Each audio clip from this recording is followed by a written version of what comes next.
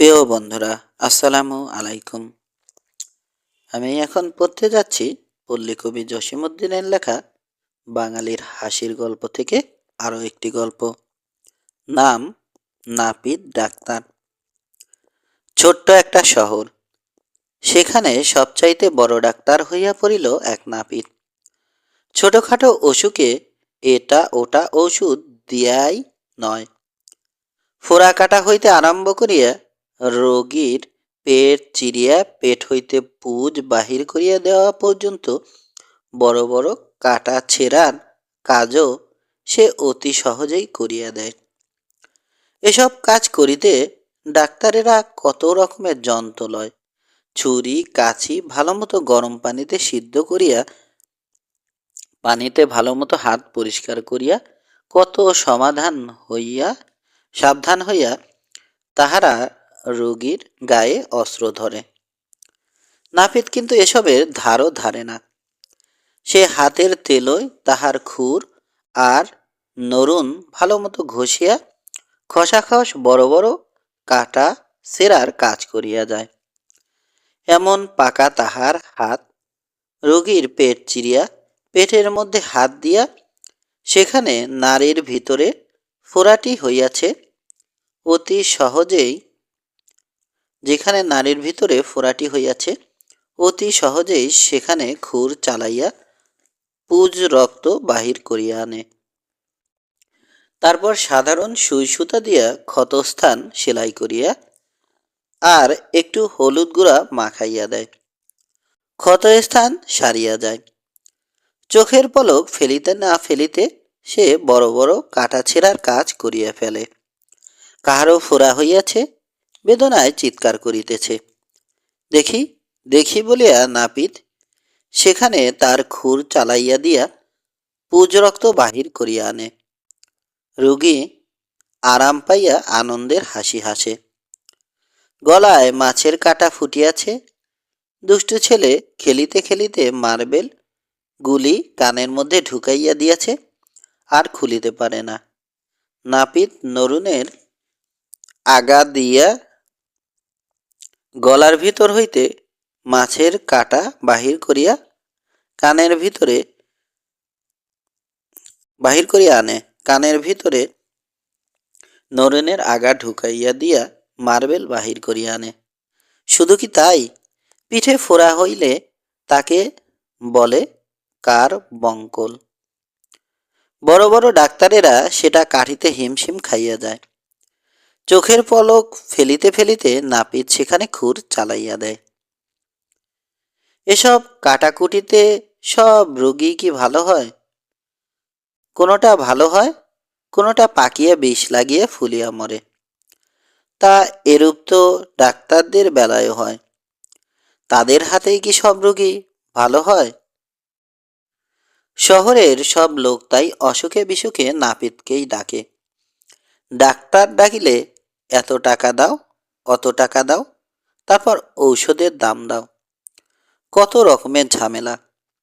নাপিতের কাছে ভিজিটের কোনো দাম দস্তুর নাই। 2 আনা 4 আনা যার যাহা খুশি দাও, ওষুধ তো তার মুখে মুখে। গরম পানির সেক, হলুদের গুঁড়ার প্রলেপ, পেটে অসুখ করিলে আদা নুন খাও, তাতে না সারিলে জৈনের গুঁড়া চিবাও, জ্বর হইলে তুলসীর পাতা, নিউমোনিয়া হইলে আকনের পাতার সেক। এসব ঔষধ বনে জঙ্গলে পথে ঘাটে যেখানে সেখানে মেলে। তাই সকলেই নাপিতকে দিয়া চিকিৎসা করায়। শহরের আর আর সব পাশ করা ডাক্তারেরা রোগীর অভাবে ভাতে মরে। নাপিতের ছেলে মেয়ে দুধে ভাতে খাইয়া নাদুস নুদুস। একদিন সব ডাক্তার একত্র হইয়া ভাবিতে বসিল কি করিয়া তাদের পয়সা ফিরাইয়া আনা যায়। এক ডাক্তার বলে, দেখো ভাই, আগে আমার বাড়িতে রোজ সকালে শত শত রোগী আসিয়া গড়াগড়ি করিত। টাকা পয়সা তো দিতই, সেই সঙ্গে রোগ সারিলে কলাটা মূলাটা যে দিনের যে ফল তাও দিয়ে যাইত। এই যে আমের মৌসুম, আমার ছেলেমেয়েরা একটা আমও মুখে দিয়া দেখিল না। আর নাপিতের বাড়ি দেখো গিয়া। আরেক ডাক্তার বলে, আরে ভাই, সারিয়া দাও তোমার আম খাওয়া, রুগীপত্তর আসে না। টাকা পয়সার অভাবে এবার ভাবিয়াছি ঔষধ মালার পালা পাথর আর বুক দেখার টেলিস্কোপটাও বেচিয়া ফেলিব। অপর ডাক্তার উঠিয়া বলে, তুমি তো এখনো বেচো নাই। এই দুর্দিনের বাজারে চাউলের যা দাম, ডাক্তারি যন্ত্রপাতি তো কবেই বেচিয়া খাইয়াছি। এবার মাথার উপরে টিনের চালা কয়খানা আছে, তাও বেচিবার লোক খুঁজিতেছি। ও পাশের ডাক্তার বলে, ভায়া হে, এসব দুঃখের কথা আর বলিয়া কি হইবে? দেখিতেছ না আমাদের সকলের অবস্থায় ওই একই রকম। এখন কি করা যায় তাই ভাবিয়া বাহির করো। আর এক ডাক্তার বলে, দেখো ভাই, বিপদে পড়িলে বুড়ো লোকের পরামর্শ লইতে হয়। শহরের মধ্যে যে বুড়ো ডাক্তার আছেন, বয়স হইয়াছে বলিয়া এখন রোগী দেখেন না। তিনি আমাদের সকলের ওস্তাদ। চলো যাই, তাহার নিকটে যাইয়া একটা বুদ্ধি চাই। কি করিয়া আমাদের পূর্বের পসার বজায় রাখিতে পারি। তখন সকলে মিলিয়া সেই বুড়ো ডাক্তারের কাছে যাইয়া উপস্থিত হইল। বুড়ো ডাক্তার আগাগোড়া সমস্ত শুনিয়া বলিলেন, তোমরা কেহ সেই নাপিতকে আমার নিকট ডাকিয়া আনো। নাপিত আসিলে বুড়ো ডাক্তার তাহাকে বলিলেন, দেখো, এইসব ছোকরা ডাক্তারদের কাছে শুনিতে পাইলাম তোমার ছেঁড়া কাটার হাত খুব পাকা। তুমি একটা কাজ করো, আমাদের নিকট হইতে শারীরবিদ্যাটা শিখিয়া লও। তাতে করিয়া তোমার ডাক্তারি বিদ্যাটা আরো পাকিবে। নাপিত বলিল, এ অতি উত্তম কথা। আমি তো মুখ্য সূক্ষ্ম মানুষ, আপনারা যদি কিছু শিখাইয়া দেন বড়ই উপকার হইবে। তখন সকল ডাক্তার মিলিয়া নাপিতকে শারীরবিদ্যা শিখাইতে লাগিল। শরীরের এখান দিয়া এই নাড়ি প্রবাহিত হয়, এইটা শিরা, এইটা উপশিরা, এইখানে ধমনী, এইখানে লিভার, হাতের এইখানে এই শিরা। কাটিলে রক্ত বন্ধ হইবে না। শরীরের ওখানে এই উপশিরা, যদি হঠাৎ কাটিয়া যায় লোক মরিয়া যাইবে। এইখানে হৃৎপিণ্ড। এইভাবে 7-8 দিন ধরিয়া সব ডাক্তার মিলিয়া নাপিতকে শারীরবিদ্যা শিখাইতে লাগিল।